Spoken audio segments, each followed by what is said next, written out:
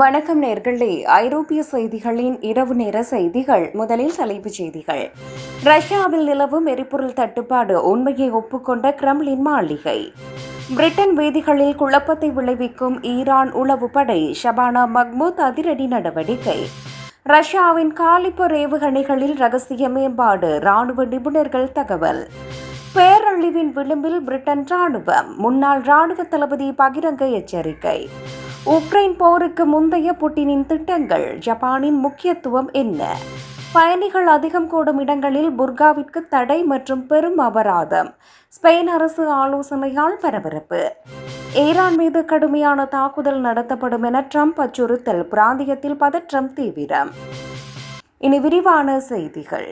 ரஷ்யாவில் கடந்த சில மாதங்களாக நிலவி வரும் கடுமையான எரிபொருள் தட்டுப்பாடு குறித்த உண்மையை அதிபர் புட்டினின் கிரெம்ளின் நிர்வாகம் இறுதியாக ஒப்புக்கொண்டுள்ளது. உக்ரைன் நடத்திய தொடர் ட்ரோன் தாக்குதல்கள் காரணமாக ரஷ்யாவின் முக்கிய எண்ணெய் சுத்திகரிப்பு நிலையங்கள் பெருமளவில் சேதமடைந்ததே இந்த தட்டுப்பாட்டிற்கு முதன்மை காரணமாகும். உள்நாட்டு தேவையை பூர்த்தி செய்வதற்காக பெட்ரோல் மற்றும் டீசல் ஏற்றுமதிக்கு ரஷ்ய அரசு ஏற்கனவே தற்காலிக தடைகளை விதித்துள்ளது. நாட்டின் மிக முக்கியமான எரிசக்தி உள்கட்டமைப்புகள் இலக்கு வைக்கப்பட்டதால் ரஷ்யாவின் பொருளாதாரத்தின் மீதான அழுத்தம் கணிசமாக அதிகரித்துள்ளது. இதுவரை இந்த தட்டுப்பாட்டை தொழில்நுட்ப கோளாறு என மறைத்து வந்த மாஸ்கோ தற்போது நிலைமையின் தீவிரத்தை உணர்ந்து உண்மையை வெளிப்படுத்தியுள்ளது. இந்த எரிபொருள் நெருக்கடி ரஷ்யாவின் ராணுவ விநியோகம் மற்றும் விவசாய துறையை நேரடியாக பாதிக்கும் என்பதால் மாற்று வழிகளை அரசு தீவிரமாக ஆராய்ந்து வருகிறது. பிரிட்டன் வீதிகளில் குழப்பத்தை விளைவிக்கும் ஈரான் உளவுப்படை. ஷபானா மஹ்மூத் அதிரடி நடவடிக்கை. பிரிட்டன் வீதிகளில் வன்முறை மற்றும் அச்சுறுத்தல்களை தூண்டிவிடும் ஈரான் நாட்டின் உளவு அமைப்புக்கு எதிராக பிரிட்டன் அரசு புதிய சட்ட போராட்டத்தை தொடங்கியுள்ளது. அந்நாட்டின் நீதித்துறை அமைச்சர் ஷபானா மஹ்மூத் ஈரானிய உளவு படையினரின் சட்ட விரோத செயல்களை ஒடுக்க கடுமையான சட்ட நடவடிக்கைகளை அறிவித்துள்ளார். பிரிட்டனில் புகலிடம் பெற்றுள்ள ஈரானிய அதிருப்தியாளர்கள் மற்றும் ஊடகவியலாளர்களை குறிவைத்து ஈரான் உளவுத்துறை தொடர் அச்சுறுத்தல்களை விடுத்து வருவதாக கூறப்படுகிறது. இந்த உளவு அமைப்புகள் பிரிட்டனின் உள்நாட்டு பாதுகாப்பு மற்றும் சட்டம் ஒழுங்குக்கு கடுமையான சவாலாக உருவெடுத்துள்ளதாக பாதுகாப்புத்துறை எச்சரித்துள்ளது. ஈரானின் இத்தகைய அத்துமீறல்களை தடுக்கவும் அந்நாட்டின் உளவு செயல்பாடுகளுக்கு முற்றுப்புள்ளி வைக்கவும் சர்வதேச நட்பு நாடுகளுடன் பிரிட்டன் கைகோர்த்துள்ளது. நாட்டின் இறையாண்மையை பாதுகாக்கவும் குடிமக்களின் பாதுகாப்பை உறுதி செய்யவும் ஈரான் உளவு படையினருக்கு எதிராக அனைத்து சட்டப்பூர்வ அதிகாரங்களும் பயன்படுத்தப்படும் என அமைச்சர் உறுதியளித்துள்ளார். ரஷ்யாவின் காலிபர் ஏவுகணைகளில் ரகசிய மேம்பாடு. ராணுவ நிபுணர்கள் தகவல். உக்ரைன் போரில் பயன்படுத்தப்படும் ரஷ்யாவின் அதிநவீன காலிபர் குரூஸ் ஏவுகணைகள் ரகசியமாக மேம்படுத்தப்பட்டுள்ளதாக ராணுவ நிபுணர்கள் தெரிவித்துள்ளனர். மேற்கத்திய நாடுகளின் வான் பாதுகாப்பு அமைப்புகள் மற்றும் ரேடார்களை ஏமாற்றி செல்லும் வகையில் இந்த ஏவுகணைகளின் தொழில்நுட்பம் மாற்றியமைக்கப்பட்டுள்ளது. குறிப்பாக உக்ரைனின் வான் பாதுகாப்பு படைகளால் இந்த ஏவுகணைகளை கண்டறிந்து அழிப்பது தற்போதைய மேம்பாட்டிற்கு பிறகு பெரும் சவாலாக மாறியுள்ளது. இந்த ஏவுகணைகளின் இலக்குகளை துல்லியமாக தாக்கும் திறன் மற்றும் மின்னணு போர் முறைகளை எதிர்கொள்ளும் ஆற்றல் அதிகரிக்கப்பட்டுள்ளது.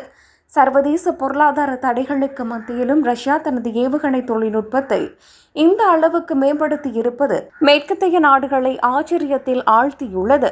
இந்த புதிய தொழில்நுட்ப மேம்பாடு காரணமாக உக்ரைனின் உள்கட்டமைப்புகள் மீதான ரஷ்யாவின் வான்வெளி தாக்குதல்களின் வீரியம் மேலும் அதிகரிக்கக்கூடும் என அஞ்சப்படுகிறது. பேரழிவின் விளிம்பில் பிரிட்டன் ராணுவம். முன்னாள் ராணுவ தளபதி பகிரங்க எச்சரிக்கை. பிரிட்டனின் ஆயுத படைகள் தற்போதைய சூழலில் ஒரு குறிப்பிட்ட முக்கிய காரணியால் பெரும் பேரழிவின் விளிம்பில் இருப்பதாக அந்நாட்டின் முன்னாள் ராணுவ தளபதி எச்சரித்துள்ளார். ராணுவ வீரர்களின் எண்ணிக்கை தொடர்ந்து குறைந்து வருவதே பிரிட்டன் பாதுகாப்புத்துறை எதிர்கொள்ளும் மிக முக்கியமான மற்றும் ஆபத்தான பிரச்சினையாகும். நவீன போர் முறைகளை எதிர்கொள்ள தேவையான தகுதியான வீரர்களின் பற்றாக்குறை நாட்டின் ஒட்டுமொத்த பாதுகாப்பு திறனை கேள்விக்குறியாகியுள்ளது. போதிய நிதி ஒதுக்கீடு இல்லாதது மற்றும் இராணுவத்தில் சேருபவர்களின் எண்ணிக்கை சரிந்து வருவது இந்த நெருக்கடியை மேலும் தீவிரப்படுத்தியுள்ளன. உலகளாவிய அச்சுறுத்தல்கள் அதிகரித்து வருகின்ற வேளையில் நாட்டின் ஆயுத படைகளின் இந்த பலவீனம் பெரும் கவலையை ஏற்படுத்துவதாக அவர் குறிப்பிட்டுள்ளார். பிரிட்டன் அரசு உடனடியாக பாதுகாப்பு துறையில் கூடுதல் முதலீடு செய்து புதிய வீரர்களை பணியமர்த்துவதற்கான துரித நடவடிக்கைகளை மேற்கொள்ள வேண்டும் என வலியுறுத்தப்பட்டுள்ளது. உக்ரைன் போருக்கு முந்தைய புட்டினின் திட்டங்கள், ஜப்பானின் முக்கியத்துவம் என்ன? உக்ரைன் மீதான முழு அளவிலான படையெடுப்பிற்கு முன்னதாக ஆசிய பிராந்தியத்தில் ரஷ்யாவின் புவிசார் அரசியல் மற்றும் பொருளாதார திட்டங்களில் ஜப்பான் மிக முக்கிய பங்கு வகித்தது. ஜப்பானின் முன்னாள் பிரதமர் ஷின்சோ அபே ரஷ்யாவுடன் நெருக்கமான உறவை பேணவும், சைபீரிய எண்ணெய் மற்றும் இயற்கை எரிவாயு திட்டங்களில் முதலீடு செய்யவும் ஆர்வம் காட்டினார். பிராந்திய ரீதியாக சீனாவின் அச்சுறுத்தலை சமாளிக்கவும், மாஸ்கோவை பெய்ஜிங்குடன் முழுமையாக இணைய விடாமல் தடுக்கவும் ஜப்பான் ரஷ்யாவை ஒரு முக்கிய கருவியாக பயன்படுத்துகிறது.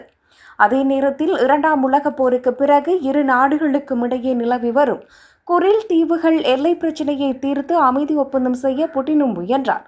ஆனால் உக்ரைன் மீதான ரஷ்யாவின் திடீர் தாக்குதல், மேற்கத்திய நாடுகளின் அழுத்தத்தால் ஜப்பான் ரஷ்யாவுக்கு எதிராக கடுமையான பொருளாதார தடைகளை விதிக்க வேண்டிய கட்டாயத்தை ஏற்படுத்தியது.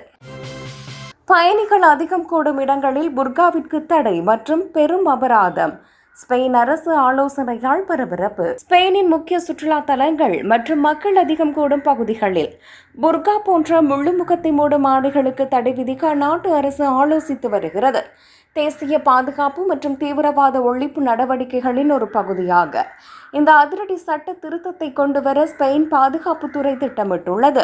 இந்த தடையை மீறி முகத்தை முழுமையாக மூடி பொது இடங்களுக்கு வரும் நபர்களுக்கு 25,000 யூரோ வரை கடுமையான அபராதம் விதிக்கப்படலாம் என எச்சரிக்கப்பட்டுள்ளது.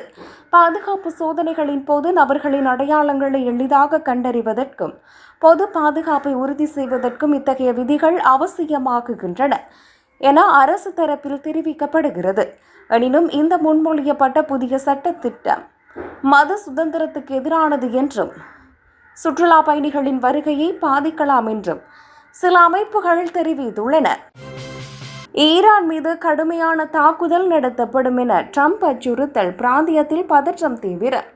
அமெரிக்காவின் அப்பாச்சி ஹெலிகாப்டர் சுட்டு வீழ்த்தப்பட்டதை தொடர்ந்து ஈரான் மீது தீர்க்கமான தாக்குதல்கள் நடத்தப்படும் என்று அமெரிக்க அதிபர் டொனால்ட் ட்ரம்ப் கடுமையான எச்சரிக்கை விடுத்துள்ளார். ட்ரம்பின் இந்த அச்சுறுத்தலுக்கு பதிலடி கொடுக்கும் வகையில் அந்த பிராந்தியத்தில் உள்ள அமெரிக்க இலக்குகள் மற்றும் ராணுவ முகாம்கள் மீது ஈரான் தனது தாக்குதல்களை தொடங்கியுள்ளது.